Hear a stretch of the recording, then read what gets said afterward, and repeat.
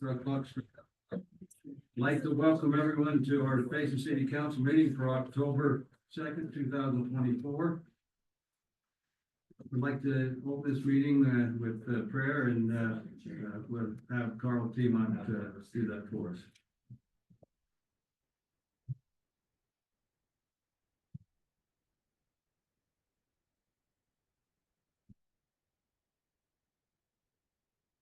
Dear Father in heaven, we're grateful for this time to gather together. We're grateful that we have the opportunity to live and participate in this wonderful community of Payson. We're grateful we can meet, discuss the needs and issues of our community. And we pray that we may be able to express our views and thoughts cordially and with clarity, that we can make good decisions together as a community. We're grateful for those that have come before us to lay the foundation for this community, and may we ever be thoughtful of them and be thoughtful of our future as well. In the name of Jesus Christ, amen. Amen. Thank you, Carl. We'll have Tracy Zobo lead us in the prayer. Pledge. The audience, please rise and repeat the pledge after me. I pledge allegiance to the flag of the United States of America, and to the republic for which it stands, one nation under God, indivisible, with liberty and justice for all. Thank you, Tracy. Moving on to C, the consent agenda. Number one, approval of the September 18th, 2024 City Council minutes. Number two, resolution declare surplus property. And number three, proclaim Fire Prevention Week. Unless there's any discussion on the consent agenda, council, I'm ready for a motion. Mayor, I motion that we approve the consent agenda. Is there a second? I'll second. Okay, we have a motion and seconded. Roll call vote starting with Council Christensen. Yes. Council Hewitt. Yes. Council Rowley. Yes. Council Moss. Yes. And I don't see, ladies and gentlemen, I'd like to excuse Council Hyatt. She's out of town. She thought she might get on line, but does not appear she is. She's not on there. She. Okay. So the motion carries. Thank you. Moving on, we did have on the agenda the Communities of Care Mayor's Youth Recognition Award. We do not have any of the candidates this week, so we'll reschedule that for another one. The next one is Chamber of Business Employee or Community Service Award. Diane, thank you for being here. All right, we'd like to ask Kat Santos. It's not Santos anymore. Santos, you still go by Santos? Yeah. Okay. Okay, so we're excited to turn out so everybody can see you and your cute self to present Kat Santos with this award as the Business of the Month for September for the Chamber. Kat grew up here and she graduated from Payson High School, and she's a licensed massage therapist. She is the heart and soul behind Heal Massage Therapy. That's her company. She graduated from the Utah College of Massage Therapy in 2018 and has been practicing for over 6 years with a deep commitment to help others and find relief, relaxation, and balance. She provides integrated massage therapy that blends various techniques and modalities into cohesive treatment. Massage therapy isn't just a job for Kat. It's her passion. Whether she's working to relieve pain, ease stress, I'm gonna hire her. It's just gonna or simply help you find your balance. Each session is personal and every client matters. Her office is now located here in Payson at 875 East and North, next to Coffee Central. We couldn't be more excited to award this honor to Kat, one of our favorite people at the Chamber and a true contributor to our community. So congratulations, Kat.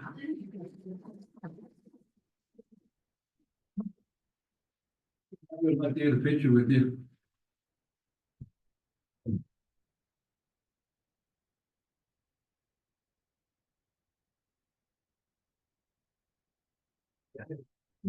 Thank you.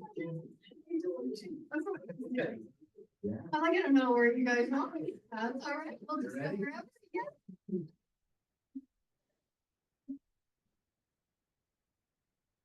again. You guys are awesome. They're gonna want to shake our hand. Nice to meet you, Mr. Bill. We don't do that. We do hugs around here. Right. Oh, thank-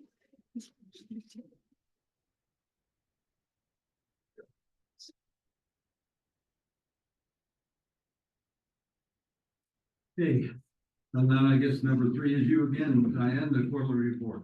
Yes, and Jim wrote it and he's verbose. I will try to be fast. The chamber was excited to be part of 3 ribbon cuttings this last month. We welcomed these 3 businesses into our community. Dandy's Pizza on Payson Main Street. They have really good pizza too. You should go there. They're open for dinner. Arrowhead Ranch out at Arrowhead Trail. And the Chip Shot golf simulators that are down on 800 south west of I-15. If you like to golf, it's a really good golf simulator down there. We had an amazing breakfast club in September with over 40 people that came. It was taught about social media. And this month on the 8th, we'll be discussing how to present yourself and network like a pro. It will be at the Hewish Theater with a free breakfast provided by the Fellas Barbershop. Everyone's invited to attend these informative events and networking events. We hold them at 7:30 a.m. on the second Tuesday of each month. The chamber participated at the Payson Latino Festival last month, and we feel like that we can do a better job of promoting this event next year. We'd like to work more closely with the city on advertising this event and figuring out some better strategies to get people to attend. It's run very well. They do a good job with that festival, but the attendance really wasn't where it could have been. So we'd like to improve that. We just finished our Santa Quin Hometown Market. We did several weeks at the park in Santa Quin. We had 16 Payson businesses participate in that. So that was really good for the businesses around here. We want to thank all the vendors who enjoyed that, and hopefully we can get something like that going in Payson soon. Jim meets monthly with other Central Utah Chamber presidents to discuss what's working for each city, and we unite our resources. The Payson Santa Quin Chamber and Springville Chamber are working with the Spanish Fork Chamber to host a really dynamic event on October 10th. It's open to anyone. It's at the Provo Marriott. Dan Clark, who is one of the most recognized motivational speakers in the world, will be the keynote speaker. And there are several other top-notch speakers. Mayor Mendenhall will wrap things up. There's a link in the newspaper that went out yesterday and on our website. So if you'd like to register for that, you can get on the website to get tickets. The reduced price will be until this Friday. The South County Business Summit will be focusing on employee retention with speakers, breakout sessions, and the Continental Language. We're excited to announce that the retreat at South Haven Farms has joined the chamber as a gold partner, and very excited to be a part of Payson. The retreat is located just east of the hospital and has got some really great amenities for people. We're excited to partner with the city again for our Small Business Saturday. We really appreciate the fact that the city's agreed to change their Santa Dash and lighting to Saturday the 30th so that we can have that at the end of our event. I think it'll make it a really great event with joining together with the city on this. So thank you so much. If you want to do a booth, any of you at the Small Business Saturday, which is on Saturday, November 30th this year, our website has details on how to do a booth there. So is there anything that the chamber could research or help with to better promote the city? Things that we can research, she didn't write it. Anything that we can do as a chamber to better help you? That's our question. Let us know. We want to help you in any way we can. So thank you for your partnership and supporting with us in the chamber, and we mutually appreciate each other, I think. So thanks for letting me come and present tonight. Diane, I have one thing for you. Yes, It would please. be really helpful if you could send out to the mayor and the city council and maybe the staff when you have ribbon cuttings, because if we don't look the newsletter, and they're in our city and So maybe in just a quick email to the city council and the mayor to remind you.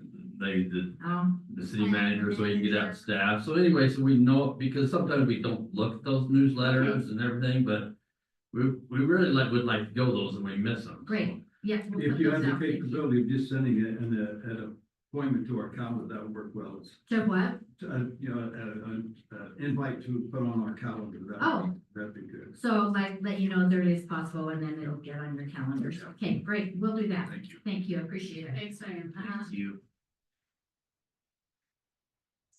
Okay, moving on to, number 4, presentation by Advanced Center with Naval School District. Ben and his students would, go ahead, Jill. I'm gonna ask these young ladies to come out. You They're gonna bet. present to you tonight. We're excited about that. So Mayor and City Council, we do have a couple of students here from the Advanced Learning Center with Naval School District that we have we've extended an invitation to them to help us plan the historic downtown ribbon cutting and block party. So we mentioned at the last meeting, we were planning on having an event.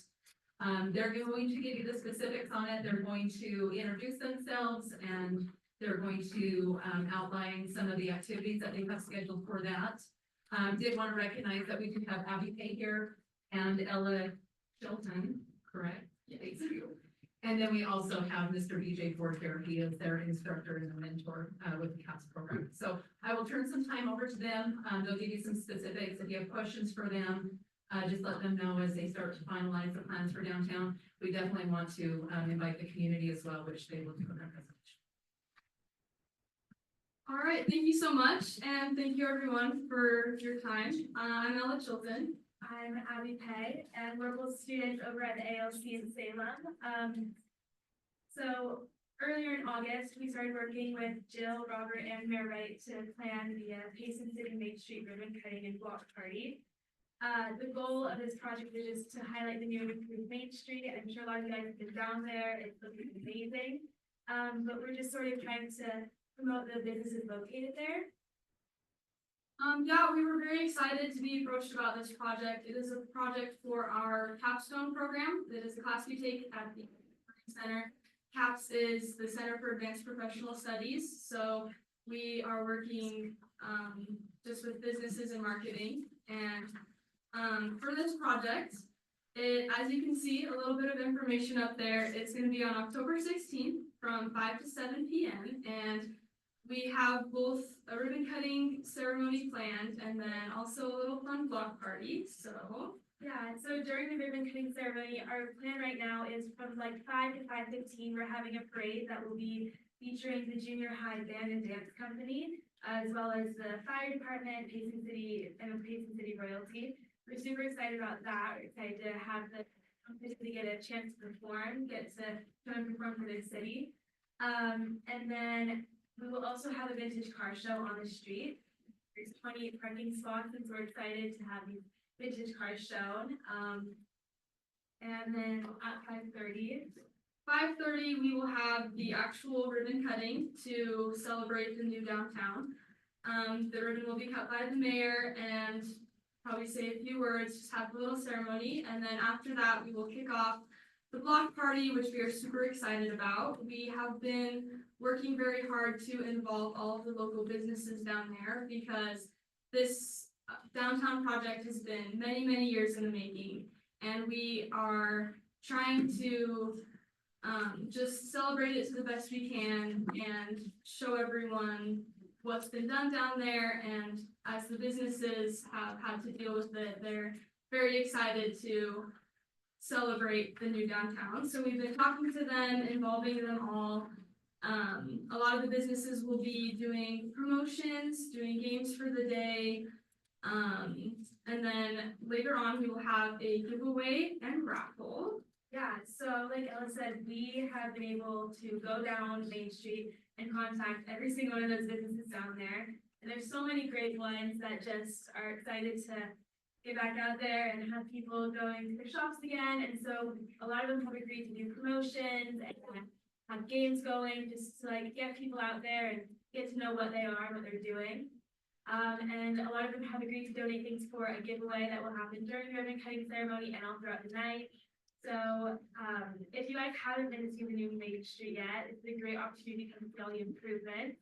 There will be free drinks being passed out, fun games for kids and adults to play, cornhole setup, and just so much of the amazing Main Street that you guys love. And so we hope to see you all there, October 16th from 5 to 7. Yes, and I have small copies of that flyer that I'll be leaving on that table, so if you would be interested in picking one up, we would love to see everyone there. I think it'll be a very, very fun event to celebrate all of the years and years of hard work and the amazing history that we have here in downtown Payson. You guys have any questions about the event? I'd like to add something, ladies, if I could. Thank you for all your hard work, because you really have worked hard on this, and we appreciate that. One thing that I was asked to do, which I've been continuing to do, go to some of the outlying businesses, not only on Main Street, but in the city as a whole, and ask them if they would like to participate in getting some very good responses to that. They'll have some cards that they will supply to us, that we'll be able to give away some gift cards. And so got a real good response in trying to get all of the businesses that want to participate to do that. So thank you. Awesome. Council, any questions? Is the car show already full, all of the slots for vintage cars? We're currently in the process of working on that. Okay. I did check with Glenn, and Glenn, It's Glenn's, was- but then you gotta and go and check. he had 20, and that was as of yesterday, so It's a few more. there's a few more. Okay. Yeah. Check with him and see what his needs are. Abby and Ella, you guys did excellent. Good job. Your teacher should be very impressed, very proud. That was a good, smooth presentation. Thank you. Thank you so much for your time, everyone, and I'll be leaving these flyers on that table. Thank you.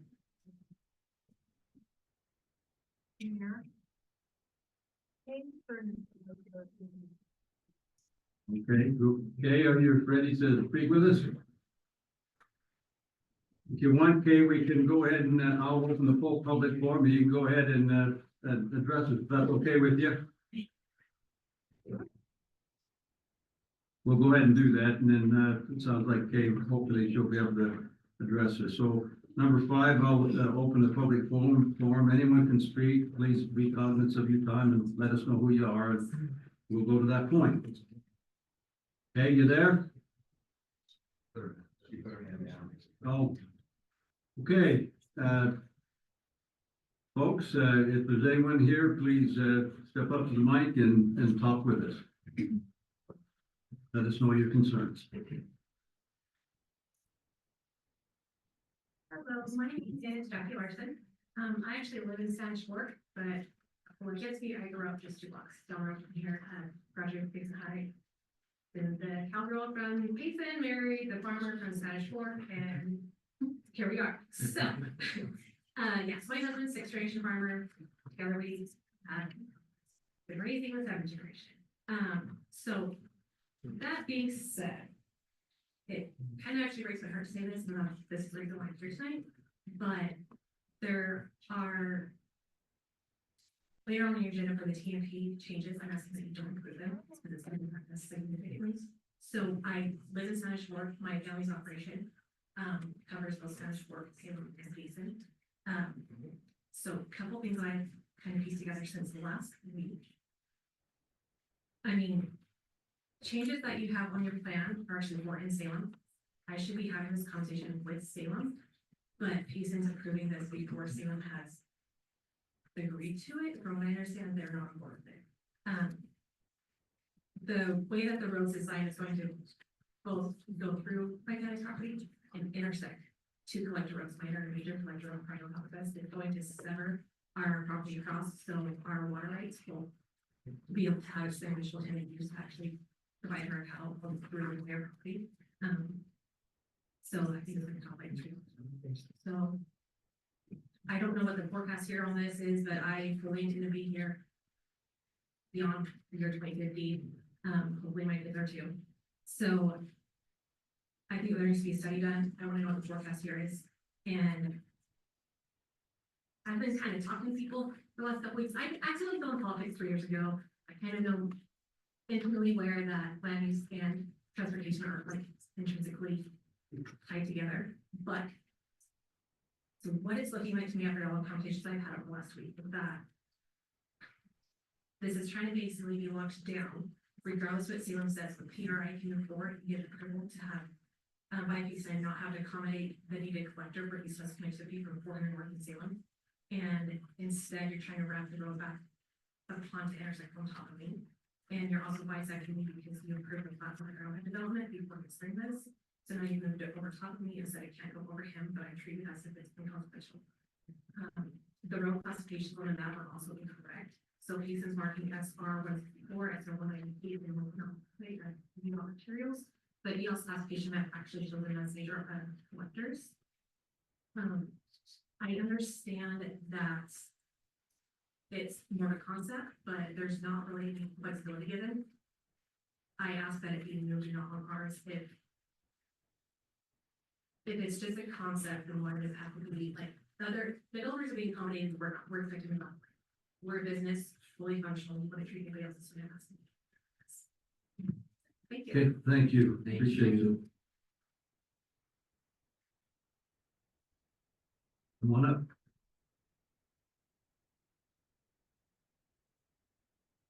My name is Marianne Allred, and first of all, I want to thank you for the service that you put in for our city. My main concern that I bring today is the cost of utilities. Because this last month, my bill was over $600. I feel like I can no longer afford to live in Payson because of the utilities. And it has gone up, I've been here 12 years, and it has continues to go up and up and up. The bill before was $535. I dropped my air conditioner, and yet I receive a higher bill. And when I look at my bills, the only reason I can see why is the tiered system. There's a level 1, level 2. I'm using the same amount, but I have to pay $10 more from level 1 to level 2, even though it's the same amount. And then level 3, it's like $277. It's a little outrageous to me. I am asking that you reconsider the tiered level, take it away, and let us just pay for what we use.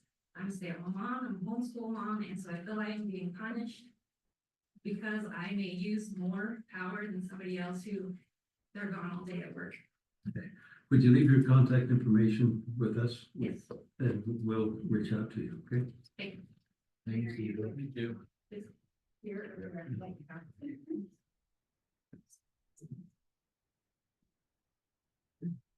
Sure, thank you. Come on up.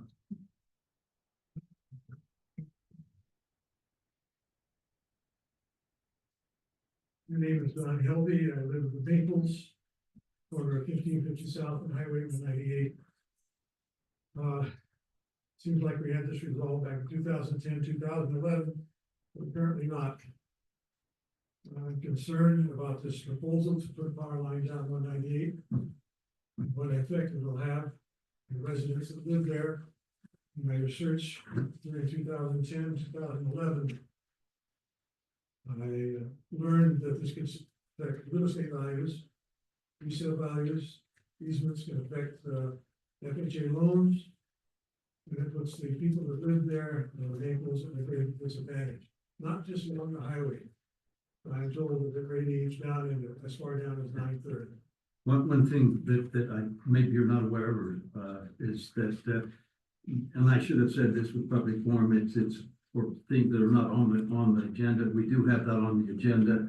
And just to save you some time and effort, I'd certainly like to hear that as we go through this. Okay. Be in a work session, if that's okay with you. I thought it was a work session. But we'll let you talk there in that, if that's okay. If I'm still here, then I will talk there. but- Well, if you need to leave, do you need to leave? Let's stick with the agenda. Well, no, if you need to leave, go ahead and finish what your thought I is. may not, depending on how long it takes, so I won't take time now. Okay, So, but thank you. you bet.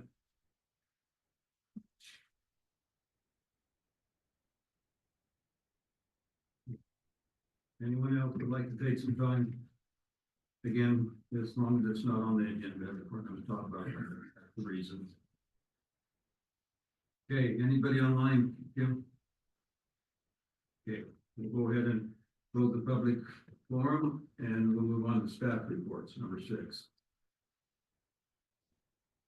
The other staff want to come talk to us. Okay, thank you, Tracy.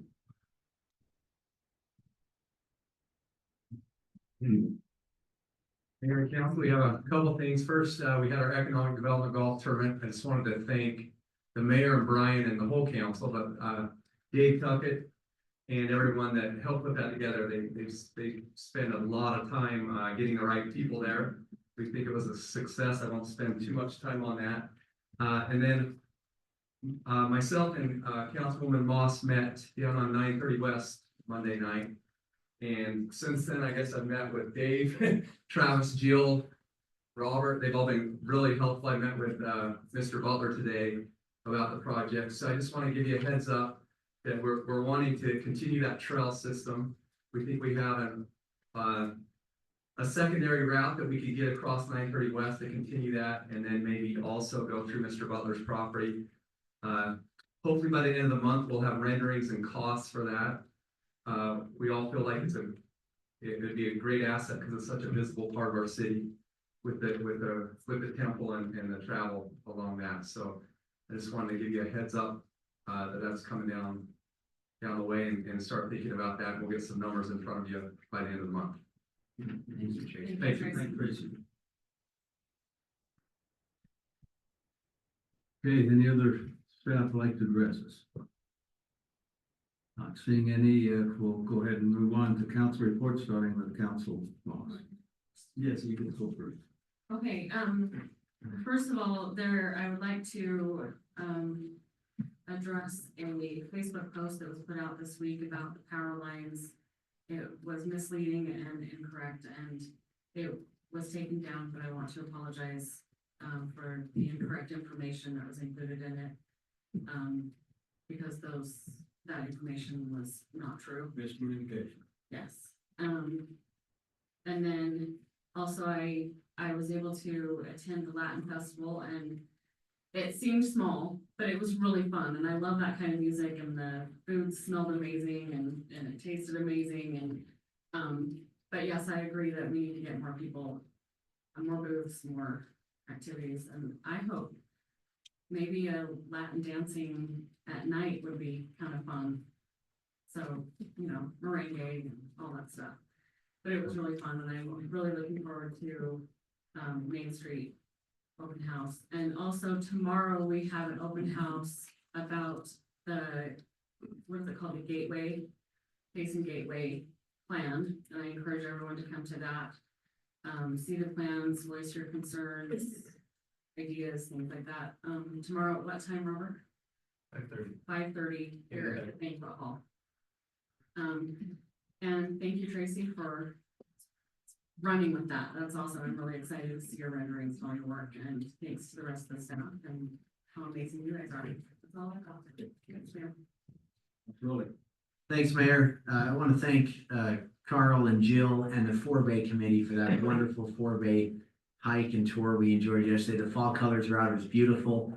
It just solidified to me the urgent need to conserve and protect that area as we hiked up there. And thank you. And I just want to shout out to Carl how blessed we are to have someone like him as our director in that realm. He eats and breathes, sleeps, recreation. He truly cares about the youth. He bends over backwards and goes above and beyond. So Carl, thank you for all you do for our city in that regard as we wind down into different sports. I want to thank the Parks Department for helping keep our green space and our lawns so green and nice this last summer, as it was the second hottest summer on record. But green space is such a valuable and important part for our city to be able to gather. And I hope and pray we have some more water coming in this hot October.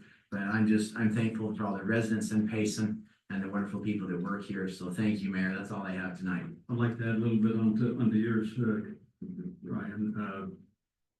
We did extend the watering bell day for 2 weeks. Just so you know, the reason that we extend it is we do not get any, with the water is actually shut off through the canal system at that time, and generally we have to shut it off at that time. But due to the fact that the citizens have really helped us to conserve, and we do have some water up in the reservoirs that we can use, and it brings our ability up to where we can store more water over the winter, so it helps us and helps the citizens. So I'm thankful for the staff that have been able to arrange that. So just so you know. Councilor Hewlett. I just have a few things here, Mayor. So, first of all, I'd like to thank the city for, in front of the Hewish on 198, they put in new sidewalks. That sidewalk is basically gone. It was just gravel, basically, and they put a new sidewalk. They put some zero scape too, so showing the city a good example of how to do zero scape and so we can save water. The next thing is besides the Payson Gateway tomorrow night, at the same time, there's a class from UVU that's gonna be there look at, Main Street, so they want feedback on what we want to finish doing with Main Street after that great streetscape, so we have to get the right businesses mixed there and the right, guidelines for buildings and things like that. And then the last thing is just our economic development, the golf event that Tracy talked about. It was a great success. We had some different people there. We did have somebody representing a big box that we're trying to get here in Payson. So we thanks everybody for helping with that, with the help with that. That's good. All right, yeah, just a shout out to Carl and Joe and things as we went up with the 4-Bay committee and went through there. It was really fun. It was a beautiful day. The sun was setting. Nice temperatures. Get up there and see the fall leaves before they're all gone. I definitely think that's something that we should put into a conservation easement of sorts to protect it so that it'll be there for future generations. Otherwise, everything's looking good. Thanks. Okay, thank you. Moving on, we'll go to E, action items, resolution, appointment of new park tax committee members. And I'll be the one who will be taking care of it, submitting the names to the city council. Sarah Ogden and Colleen Wilson. Sarah will be a new member that has not been there before, and we appreciate her interest. And Colleen Wilson, she is a current member and needs to be reinstated, and she's wanting to do that. So I would recommend these two ladies to the council for your permission to have them there. Sarah's here tonight. Colleen could have made it. Yeah, Sarah, would you like to step up and introduce yourself? Appreciate that. We know Colleen, but we want to get to know you better. All right, I'm Sarah Ogden. I've lived in Payson for 4 years and I really love it. We're putting down roots here and I'm doing everything that I can to build it up and make it an even greater place than it is. Thank you, Sarah. Appreciate you very much. Just so the rest of the people here know, the Park Tax Committee, we have a park tax that helps us to augment some of our budgets, namely the park and arts and different areas like that. And so this committee will take a look at the money that we generate from that park tax and take a look and make recommendations to the city council on how to spend that. So we appreciate the time you're going to be spending there. Thank you. Mayor, I have zero concerns about these appointments, and I just want to thank Sarah. She truly is an outstanding resident. She comes to most of our city council meetings. She's engaged. I've seen you diffuse a few hot items on Facebook as well through comments. I'm thankful that someone like Sarah cares enough to serve on a committee like this, because where we use these funds is such utter importance, because we're entrusted with these funds to use them to benefit our city and our residents. And I know you can do that. So I'm excited that you're willing to serve on this committee, Sarah. Thank you. I'm excited as well. I agree. The park tax has done great and wonderful things, and I believe it's actually up to the public's voting in 3 years. 3 years. 3 years. So keep your eyes out and see what we're actually doing with that money. The pickleball courts were funded largely with those kind of things. As you look around the community, we've been trying to put on there that they're done with park taxes. So. And also the cover to the playground has been part of that. Helping with the trails helps with that. And some of the sidewalks through the park to improve the park sidewalks, so there's no or less tripping hazards. We don't want any of those. So it's money that's being paid. Yeah, the band concerts, the PCT and things like that.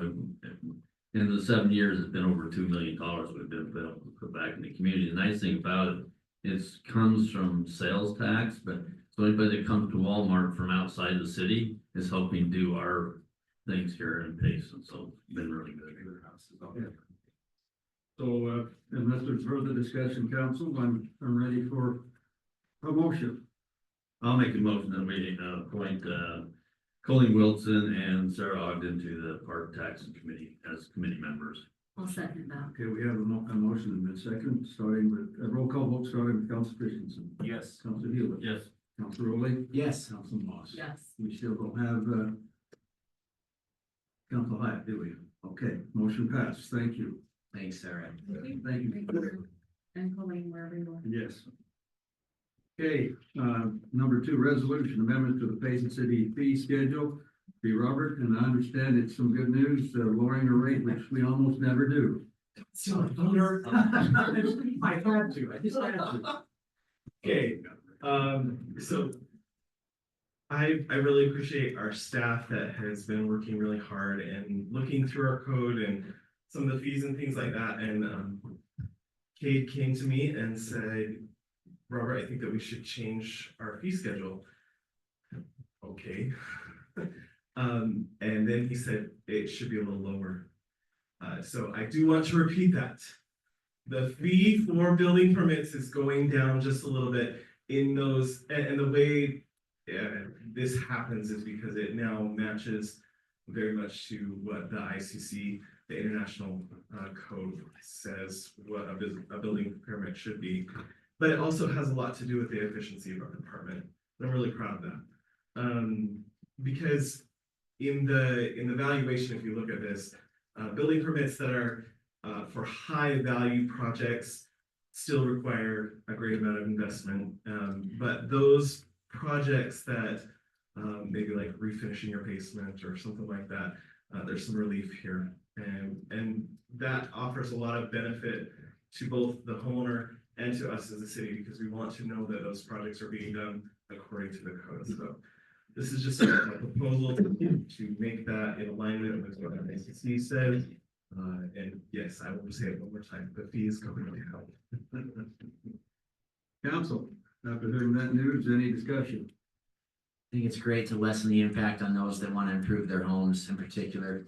And this is a good move. Take further. Okay, in light of that, we'll go ahead and accept the motion. Mayor, I motion that we approve the amendments to the Payson City fee schedule. Is there a second? I'll second. Okay, we have a motion and a second. Roll call vote starting with Council Moss. Yes. Council Rowley. Yes. Hewitt. Yes. Council Christensen. Yes.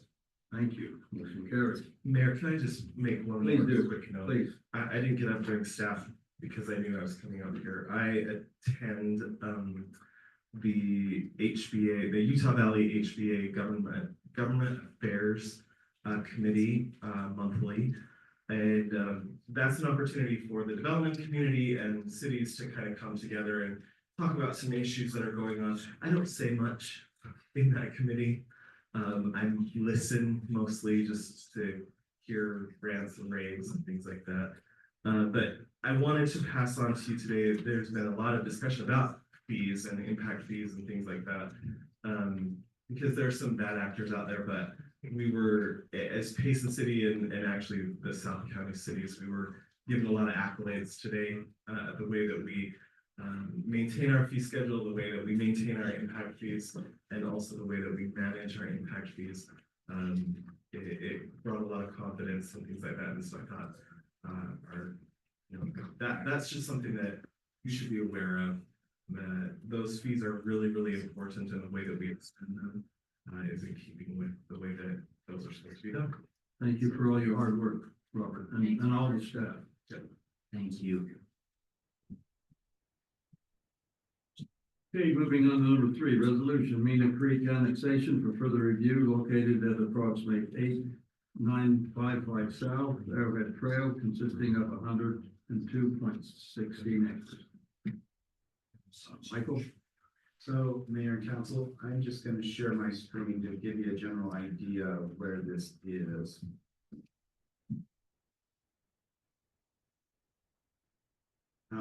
So this area here that you can see all of the subdivided areas, this is villages at Arrowhead Ranch. In green up here, this is the Salem Sewer Treatment Plant. And so it would just be this parcel here and this parcel here, which is being considered with this request for further consideration. Staff would just recommend that with this request that there's a lot of questions that we would like to see, this, especially layouts of what they propose there, unit counts, plans for the future, things like that. And ultimately that'll give us that information that we can bring back to you when you consider this as a potential annexation. So this is just for further review. This is not a final decision of annexation. Is this one that affects you as well? Well, it's for further review, but my property's just to the right where I'm right here. Okay, thank you. Okay, sounds good. Any further council questions or? That's a big piece. Have they indicated at all if they want to do the same type of zoning of what they've done on the other side, or? We've heard that they want to potentially put 900 housing units here. That's about the extent of what. So high density housing apartments. It would be, well, it's 100 to 2 acres, so, you know, about 9-10 units to the acre. That's gross acreage. There might be undeveloped property there too. So, What does the area specific plan call for in this? the area specific plan calls for medium density, which anywhere from 7 to 10 units per acre. I just suggest as we review this, we stick to our plan and keep it at medium density, not go any higher than that. Council and Mayor, the applicant is here if you'd like to. Oh, excellent, Mr. Applicant. Is it Randy? Yeah. Come on up, Randy, please.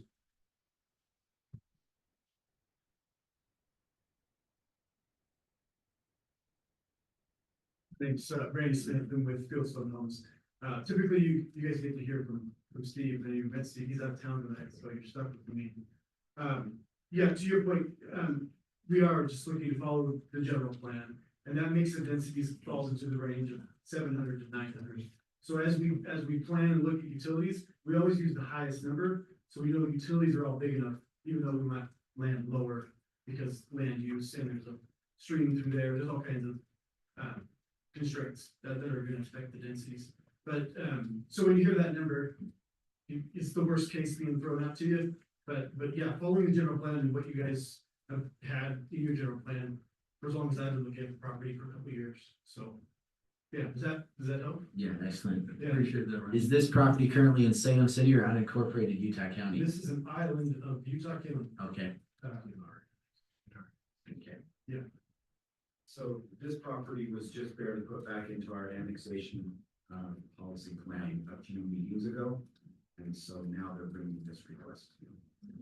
This would be our easternmost border, though. Correct. It's the end, that kind of dark green line you're seeing. Yes, you can see the yellow is what's in Payson, the green is what's in Salem, and the white is unincorporated.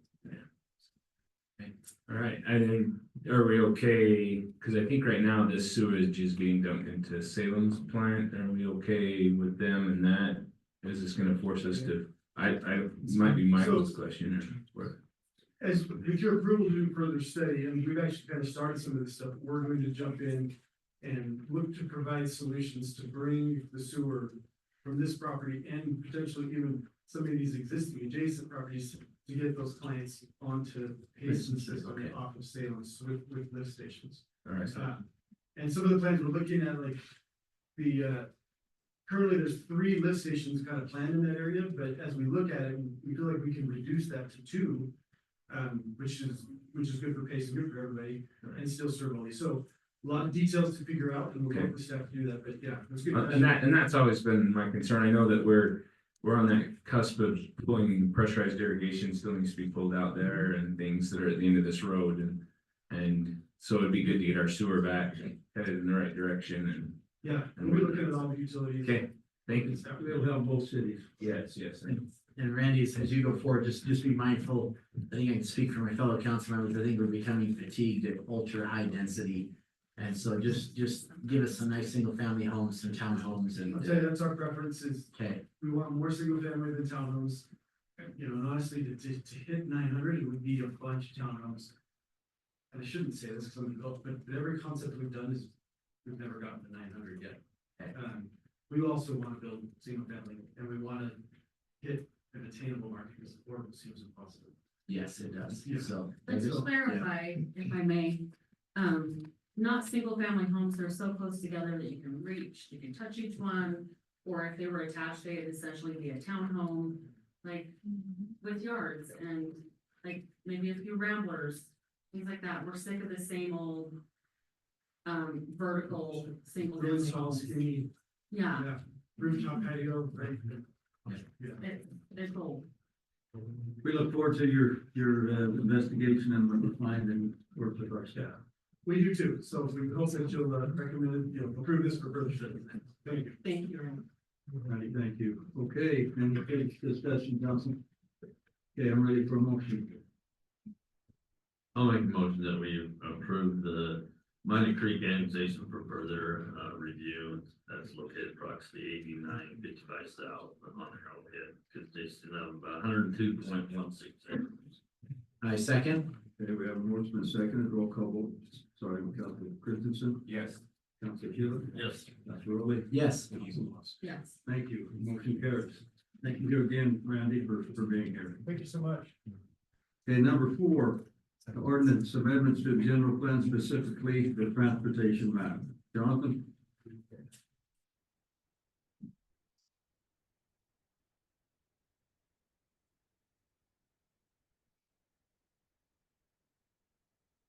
Ms. Larson already kind of talked about what I'm gonna talk about. So let me share my screen here.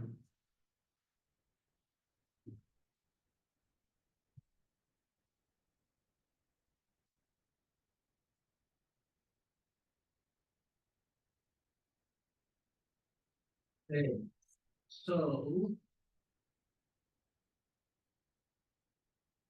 we are proposing, it's kind of hard to see when you select it there, so it lights up for you.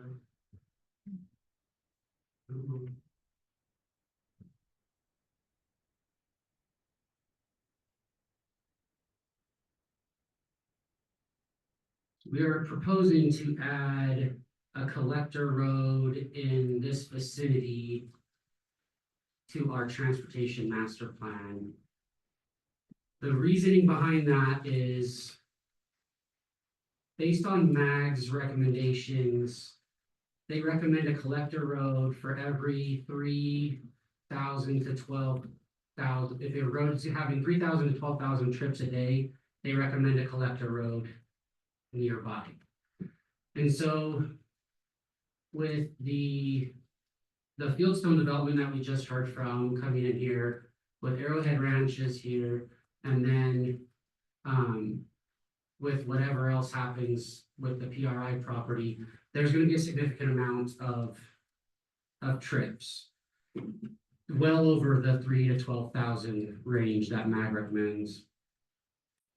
So the reason that we need to address this on our transportation master plan is because Salem's plans have been to bring something from their 400 north across to Arrowhead Trail, and then it's something from their 750 north, which should be around here, in this area. And so when we took this triangle out of our annexation policy plan, it became a non-issue. It wasn't gonna be in the city. There was no reason for us to have it on our map. Now that it's been brought back in, this triangle kind of cuts through Salem's connectivity, where they have plans for their 2 collector roads, 750 north and 400 north. 400 north already can't go straight through due to the Arrowhead Ranches development here.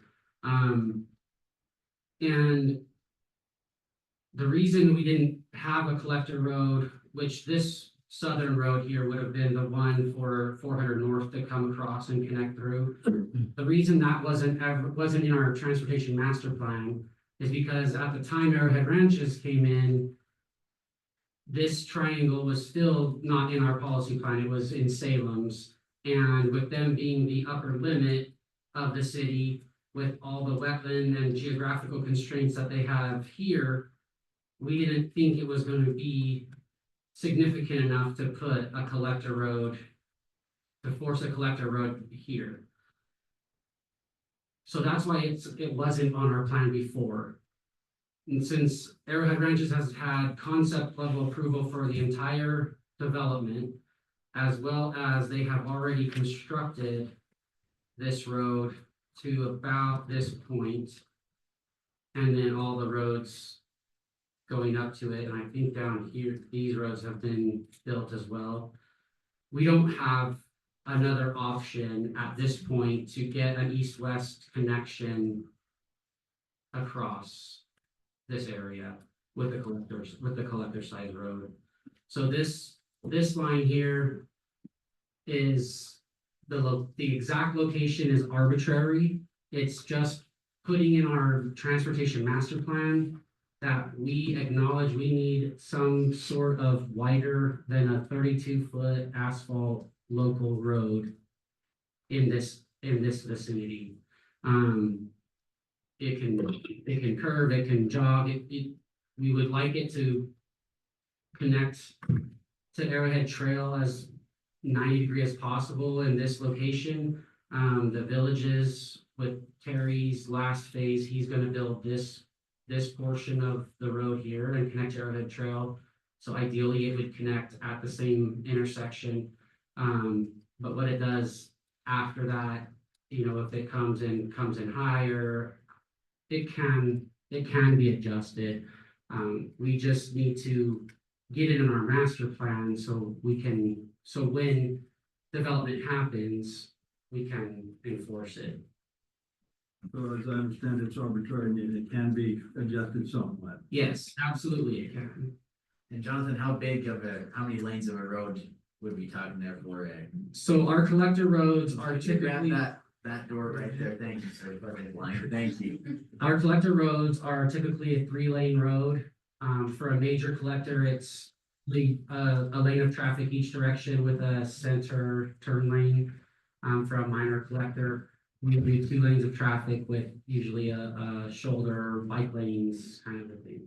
And what's the pink line that arches up and that's below the proposed, that one right there? That's our city boundary as it is right now. And so this is the eastern line here. As we saw when Michael had his map up, this is currently the Salem city limit that goes around this triangle, and ours is this pink line here. And so So do we need to, I mean, I can see the east-west collector road needing to be established. Yes, we've got to put one in here so that Fieldstone isn't surprised by it when we say you got to put in a little bit wider road, which takes out of their equation. But I'm in agreement, so we really need to make sure that we are connecting between Arrowhead Trail and the new one in Salem, Mount Loafer. Thank you. that's this road here. Yes. I just would like to get on board with them before we pen it in there a little bit. So we went back and forth with Matt, the city manager in Salem, with this, and he was on board with the alignment that we had shown for the 750 north connection. Okay, so it would align with 750 north Yes. and come across there, and it would follow a majority of property lines. I see that there's one that's got a little dog leg in it down there. Yeah, this That's is Matt's Jackie's property. Yep, that's fine. Matt's right next to me. So the one he's saying said it was okay, which I've heard that they said it's not okay. That's his property's right next to me. Okay. So Jackie, can you go up there and show us exactly where your property is? So the property right here, I'm right here and then right there. We're further down here as well and then further. Okay. So what does Salem have on their master plan for transportation right now? So right now, they don't have anything clearly identified. Yes, they do. Theirs shows it coming from 750 and actually goes over the top of me, I believe. Nope, actually comes from down around here. And it curves up through the corner of this and connects more on like a better angle there. And exactly. So then their other one they want to show coming from here and going down to connect to the new Nebo road as well. So there's another connection. And we've recently spoken with Matt and Brady about that. That we can't get that 400 north connection through. If they wanted to bring the 400 north down to the Beltway, they would have to most likely work with PRI to get something through their property, as it develops here, and it would have to come way down, in order to accommodate that.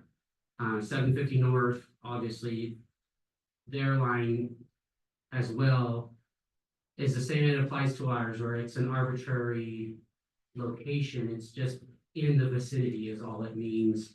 So whether it comes out and kind of swings down through here, but they can't put a line on our city boundary and claim it's a road for them. So that's why we are trying to put this piece into ours to accommodate that east-west connection, not just from this piece of Salem to this piece of Salem, but also for our residents to get over to Mount Loafer when that goes, if and when that goes through, and then give if you're, 300 or 3 people to a unit, so you're talking 27,000 or 2,700 people in this neighborhood. There's a lot of people right there. You know, that would need a nice route. Would you straighten out Arrowhead Trail? Out to Arrowhead Trail. Yeah. So Jonathan, explain to me, would it not benefit Fieldstone and perhaps Miss Larson if we shifted that line down adjacent to their proposed development? And that would open up more frontage Down to here. right there, yeah. Bear Creek.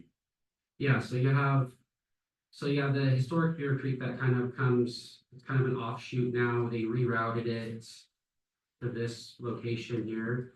So you're already fighting with that. The historic location, it carries overflow from the new location, and it kind of just fans out. Well, it did before the ranches went in.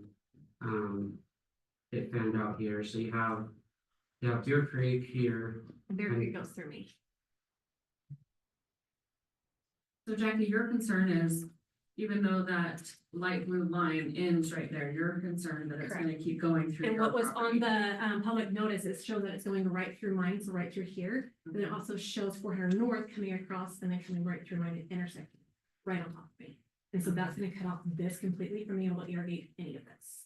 And So so you're since getting- that's all Salem City, we took it off. So that now Payson, what they're suggesting doesn't align with what Salem has approved last year for their team. I guess one thing that we're looking at here is that we have to look at something for Fieldstone, so they go in, and even though this isn't an exact spot, but they gotta know we're gonna put something in here when we match up with.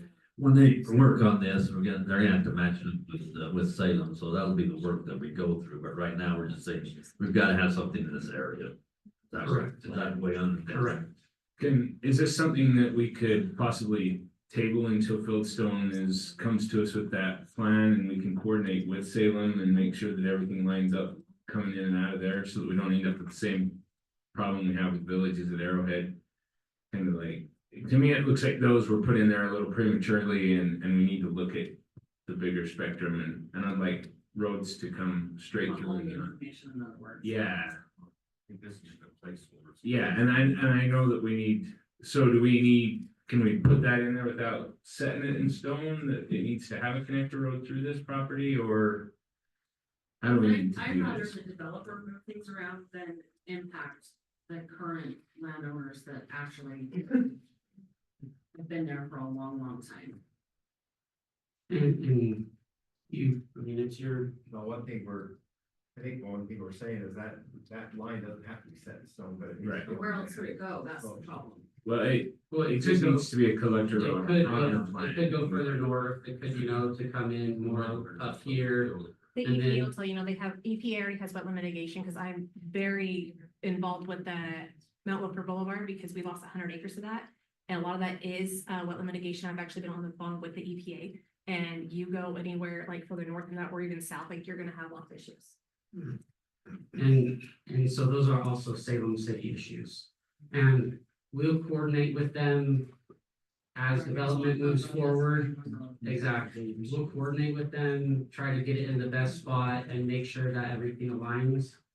But what happens over here, I can't control. I can only ask that you guys consider this triangle and adding some sort of collector road through this, in this vicinity. I just agree with Brett. I think we need more information from the other two entities that are involved in this area. For me, at least. And for me, I'm fine putting it in there because it's a placeholder, so Phil still knows that there has to be something in there, in that area, so it's just to me, it's just a placeholder, it's not say, here's where it has to be, so I'm fine with doing this, because it can move way up, way down, but we know it's there. I mean, it could even run north and south along the east property line as well, if it was there to collect the roads, it's all part of studies, things like that. As well, right, or am I wrong? So you're saying it could potentially come up this east boundary and Yeah. connect further up here? That's not your east-west. That doesn't get east-west connection. And then if you're trying to east-west, where are you connecting it to? If that isn't aligned to what Salem has and what our intended land use is, Right. wouldn't you want to align it further down, even if it has to take out a corner of theirs, which, I mean, it's unfortunate, it has to take out a couple of their boxes. But why should I have to move and why should I be treated as if I'm inconsequential and because they have a couple more boxes that theirs is actually more respected than, I mean, quite frankly, it looks to me the simplest thing to do is continue where you have it down through here, maybe kind of go around this way, it might take out a couple of theirs, and then you can connect to this 400 south and go straight on. And then it doesn't impact. And it would just barely miss mine, and then if these guys are actually, quite frankly, are going to want to develop, that makes more sense to actually get all the development to absorb said road. I like What that. we have to realize too is we shift any road that we're gonna impact another parcel, right, and split Yeah, that and up Keith too. Lyman's like, he's in conversations with developers to sell, which or they're gonna develop, so knowing. As much as I don't want development around me, they have property rights too, I fully respect that, but so do I, so can we accommodate it to where they're absorbing the road that for its intended use, to actually get the people to and from there, rather than bisecting me and then causing that. Well, if we do this tonight, and it's a placeholder as it's been discussed, is there the ability to do some of the things that we need to do? Absolutely. And it really ends up what Salem does, doesn't it? Because Yes. ours has nothing to do with the property over there, it's what Salem does. We acknowledge the need for the route. And we are, because we got the request to bring this triangle back in, it becomes, that much of it becomes our problem. And so we're just trying to connect the dots. Okay. All right, I think we could word this to cover all our bases. Okay, unless there's any other further discussion, I'm ready for a motion on this item. I think Brett wants to try. I'm gonna give it a try, but this is a working motion, Kim, so forgive me if we have to redo it, we'll redo it, but I make a motion that we make amendments to the general plan, specifically the transportation map in regards to an east-west corridor connecting to Arrowhead Trail and meeting with Salem to put that in the most logical location. Does that work? Is there a second for that motion? I'll second it. Okay, we have a motion, and a second, it's a roll call vote is required, Council Moss, No. Council Rowley, Yes. Council Hewitt, Yes. Council Christensen. Yes. Okay, thank you, motion is carried. Thank you for your input and, Yes, we'll do our best. Okay, I highly encourage Fieldstone to reassess that corner, because they're still in plans, they could move things around easier than a property owner can. Property as well. Well, they, Or whoever is developing. they are bringing, Fieldstone is leading the annexation. No, yeah, the other, it's already got. No, that's the Element Homes, Chocolate Homes. Whoever With that Arthur. We're working on okay, wonderful, thank you, Randy. Appreciate it. Okay, thank you. Okay, Thanks, Jackie. Thank you. Thank you. moving on to number 5, resolution, amendments to the personnel policy, section 5.7, use of equipment and vehicles. Dave.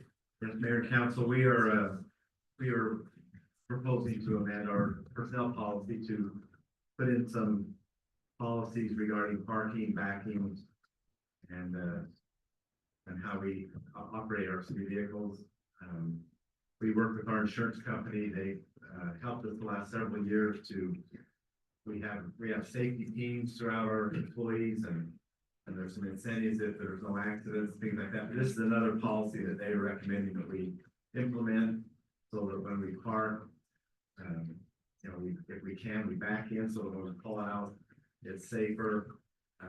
Is it like on a mission too, that the person has to get out? If there's another person, you have a spotter. There's also, that you shouldn't walk around your vehicle before you get in to leave. And so there's just some safety aspects. It does help us with our insurance company. And we ran this by all of the department heads and we'll do some training with our employees. But that's basically what we're doing, is trying to just be safer.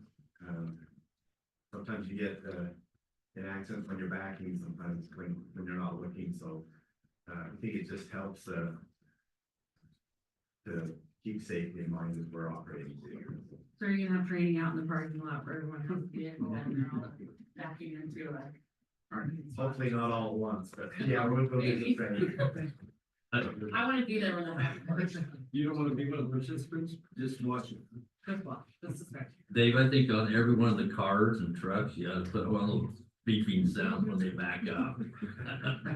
I think back up cameras. I know, I know all our heavy equipment has that, but it's on the regular trucks, but. Yeah, that's what we're asking the council to consider. I think this is a great idea. A lot of big companies do this. It's just safer. Cause you never know, cause there have been incidents where a vehicle owner, driver hasn't looked around, there have been kids or pets or something. I think this is a great idea. Keeps it on top of mind. I guess on any of the vehicles that we purchase from now on, if we could get where you have the cameras for backing up, and make sure we get that option, that would help a lot. Every vehicle newer than 2018 Most of the vehicles mandated to now have have standard. standards.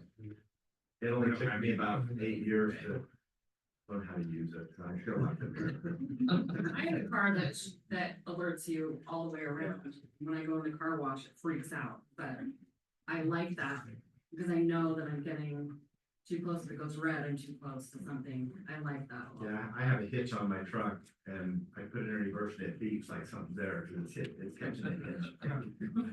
Goodness. But it's good. It's better to be safe, so.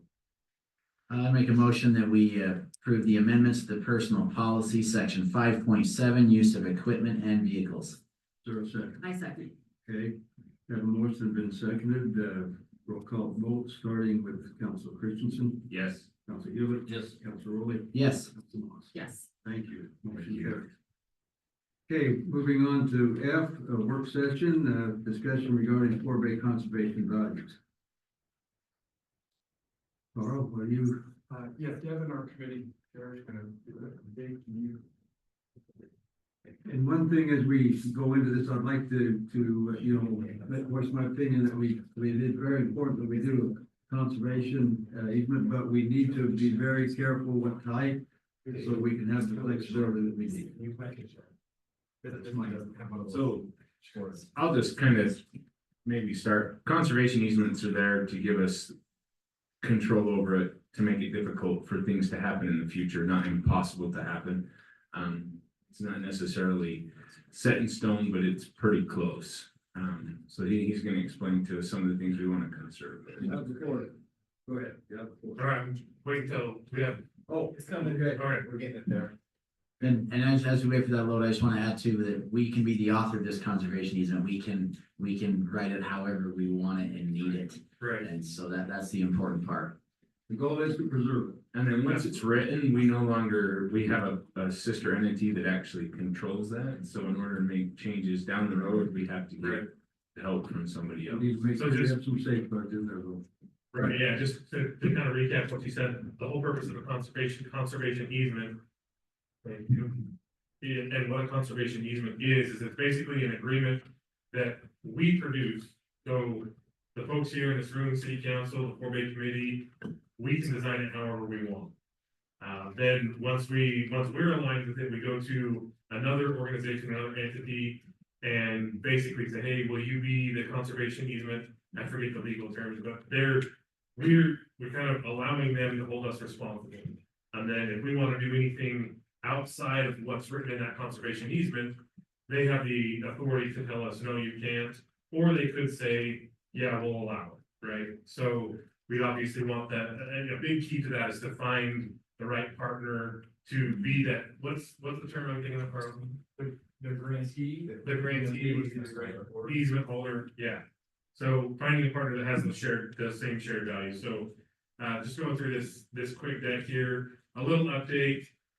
We talked about this not too long ago, but September 12th, we had a day of caring from the United Way. There's a bunch of volunteers up there that put in a few hours, repaired different sections of the trail, including some corners and drainage areas that have been a little deteriorated. We've also met with the Cattlemen's Association, some city staff there about the parking lot across the street. I think everything that we discussed with them went really well. They like the idea of having a fence that can control access, so the public can use that parking lot year round, except for the couple weeks that the association needs it. So everything's good there.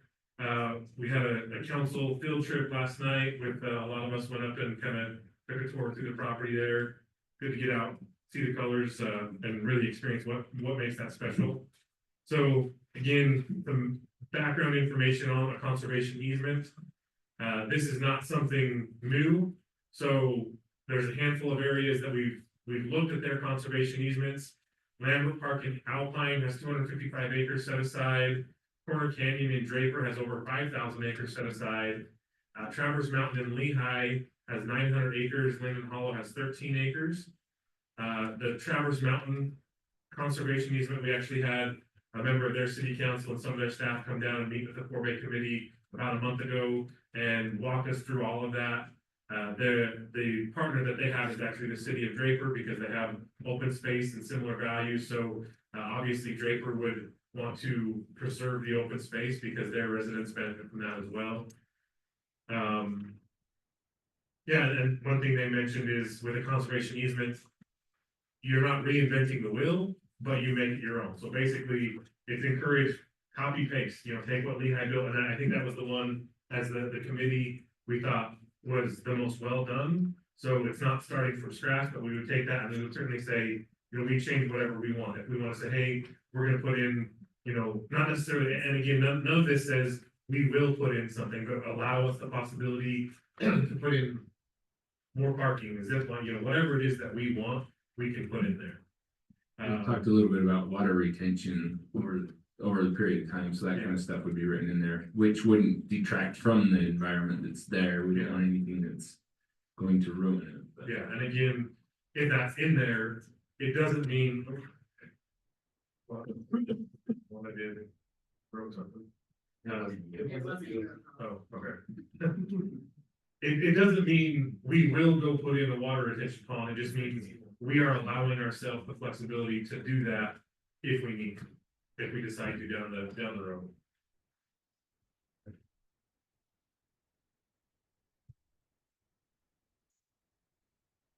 So Devin, who holds Lehigh City's conservation easement, The city of Draper.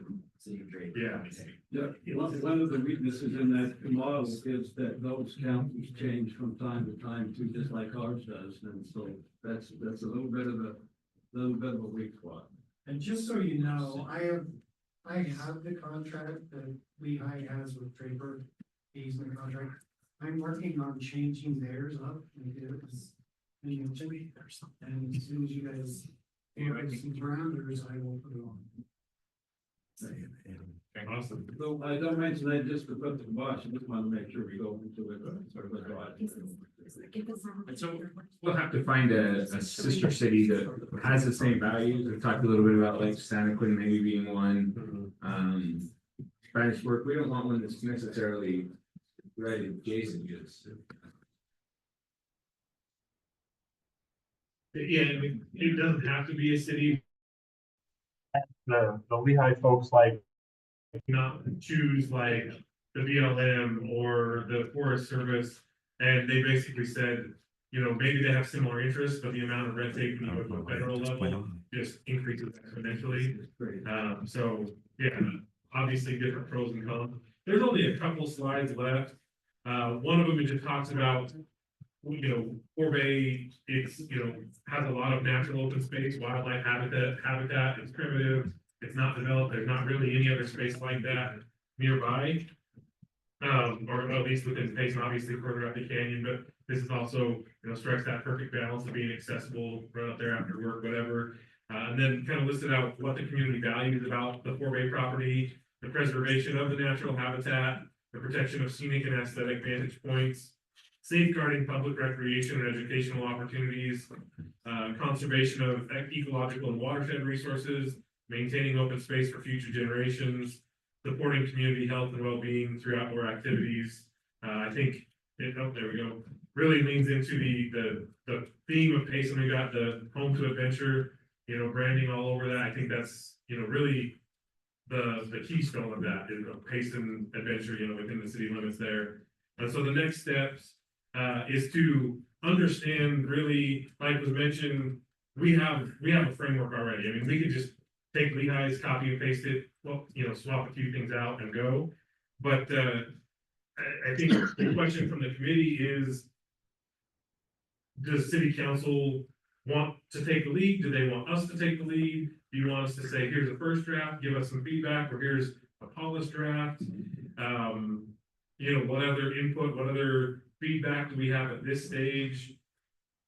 Yeah, I mean, that's really where we are. I guess for me, Devin, thank you for putting this together, and to the Fort Bay committee members that are here and those that aren't, thank you for serving in that committee. I want to trust you guys. I want you guys to bring us your most polished favorite draft.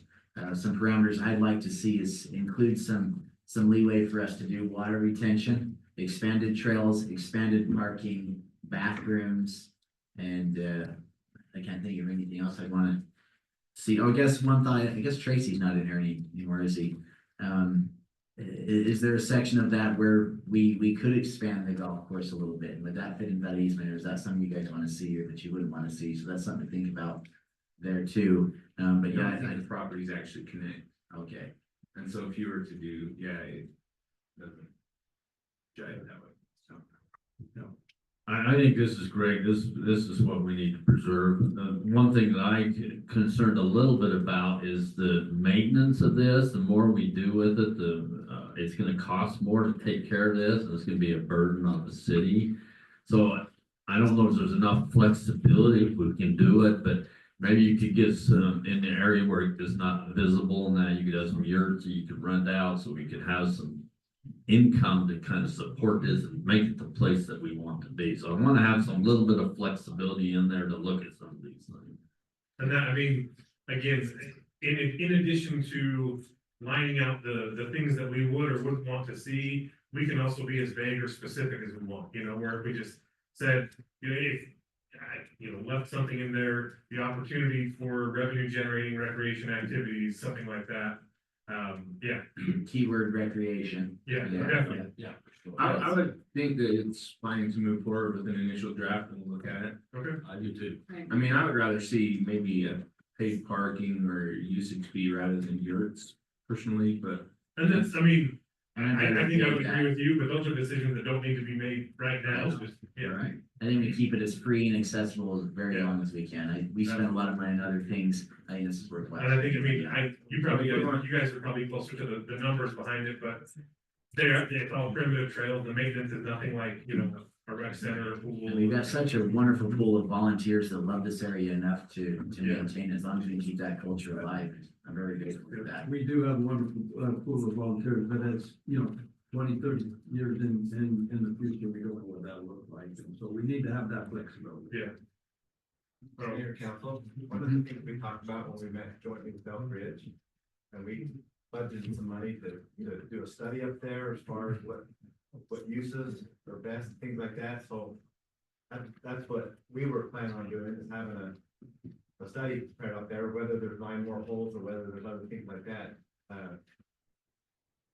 Are you saying you don't want us to do that study now and just go to the conservation easement? Because we were planning on getting that study done before we entered anything into. Have you paid for the study yet, We Dave? have not. Okay, I guess for me, the study would tell me what I already want, what I already know that we wanna preserve it myself, but Is that, where is Elk Ridge on that study? Are they? they're not gonna help pay. They're not gonna participate. Would they give us any answers to help, to put together a conservation? Would they give us any of those answers to help us? That kind of survey? It depends on what they say on the. And Council doesn't see anything. The value in there, but. I know we agreed to do it in conjunction with Elk Ridge, but if they're not interested in doing it, I think we know what we want up there. And then I have fears the study would try to create avenues for development up there, and that's not something I have any appetite Well, that's for one of the anyway, things so. Tracy talked about, the nine holes had some limited development around, well, you're not interested in. And I mean, we can start with a conservation easement, working on it, creating drafts, whatever, and if other things come out, you know, it's not done until it's signed and official, but I think, I mean, I know that the priority for the committee is, you know, getting this protected as soon as possible. Yeah, I think what, Let's get the first draft going, and then we can move from there. That's draft before, and so if we feel like something is missing, then we can, and we might not even know something is missing until we read the first draft and we're like, oh, wait. Yeah. So, And if something comes up in 20 years, they can rework it, right, go through their partner and make it right. so I don't have a problem with the study too, but I think we can kind of do this together, but with the study, we're gonna be looking at, do we want a pond? Do we want, where we want more trails, where we want us, like they did in Santa Quin, where the, I don't know what they call them. Pump track, things like that, where we can see what we really want up there versus here's a conservation easement that just says, here's what we're conserving and this is some of the things we might be able to do, but we need a plan of what we're gonna actually do there too. Good. And let me just clarify that the study wasn't primarily focused on Forebay. It was all of the areas surrounding, or the properties surrounding it as well. And so understanding what you want Forebay to be would probably be a really important part of that study. Well, we gotta take into consideration the private property owners and, around that, as well, which is, that would take into consideration. But I just don't wanna see us study ourselves to death and then this never gets conserved, and so. Yeah. If they can work together, great, but if the study needs to fall by the wayside right now so we can conserve that, I'd rather do that. And as you're talking about other properties around it, I would hope that we could write a way in that we could add property to that conservation easement. Taking property out is going to be really, really difficult and hopefully impossible, but to add property in, I would think could be a fairly easy process. So if there's some adjacent properties around there that the city can acquire and add to it, that would be great. Or maybe even word in it that if we do remove property, it must be replaced with the same amount of property put back into an adjacent property. How long would that study take, Dave, Robert? We haven't even started. Okay. But you have any idea, I mean, as long, if they can be done together in, the same time period. Just 3 years and $3 million? No, hopefully not. I'm with Ryan, I don't think we need a study, I think we already know, we wanna keep it as natural as possible, we want to conserve it for recreational purposes, but I don't want to be putting trails all over the place, and that gets rid of the natural environment there. But even if we do the study and we don't like that study, or we don't have to take the whole study, we can take parts of it that would apply to the easement, and so that, I guess that's why I'm out with the study. I don't know that the conservation easement would change the study. It would just drive the study in a direction that would meet our needs as well as the property owners around it. Right? Generally, more information is better. But if there's hesitancy, I would rather not commit, so, right? With the study or with the conservation easement? With this study. I mean, we could straw poll it and see where we're at, but The purpose of this study was really to look at all of the landowners up there and Right. all of the possible land uses that would be considered up there. Not just Again, not just for Bay. My opinion is to not go forward with the study and just do the conservation. And I'm finding the That makes my future, life easier. yes, I'm finding the future doing a study for the surrounding private property owners, but I have fears that that study would influence us to, oh, well, we have to let this road through, we have to let these few developments through. And so I think we can serve this and then the study can work around in the future as people do want to develop it. Gail, did you have a comment? So if I understand correctly, there's funds set aside for the study that potentially could be utilized as the committee continues to work to try and define better with the people around who are going to be impacted by a conservation easement, and there may be things. And so I would wonder if those funds might be redirected for the committees. Did we have these funds earmarked, or is this gonna be general fund extra money that we were gonna pay for a study? I don't know if we ever, Money that was developed. I didn't see it as a, It's in my budget, or, was it a line item for the already? but you're the council, you can Mhm. direct. money how it It's goes. still there. Okay, sounds like the general consensus, unless I'm reading it wrong, is to go ahead with the study on the conservation and wait on the draft. Yeah, bring us the draft for Bay Committee. All right, anything else? Committee? Thank you. I did want to mention that the whole committee's here, Doris and Gail and Helena and Alex. Thank you. Thank you. Thank you. Thank you. I don't know if the computer's. Okay. Good discussion. Going to number 2 on the work session, discussion regarding transmission power line. I might mention as we go into this discussion, the reason we're having a work session tonight, it's not a public hearing. A public hearing was not really called for, but we wanted to make sure that we had a work session where it could be vetted as best as we can in a work session. So going into that, this work session regarding the power transmission line, I just wanted to make that notation. I think if we have time at the end, we could open it up for a few minutes. Yeah, that's the intention of this. It's not going to be a public hearing, but there will be some time for input. Okay. Yeah. Okay, no, that's why I wanted to say that. Just before I get started here, I've been here for about a year now, in the power department here in Payson, so I'm coming to this idea new. And, I just want to first explain some of the problems that are happening, in our system. Maybe you give some of the credentials you have.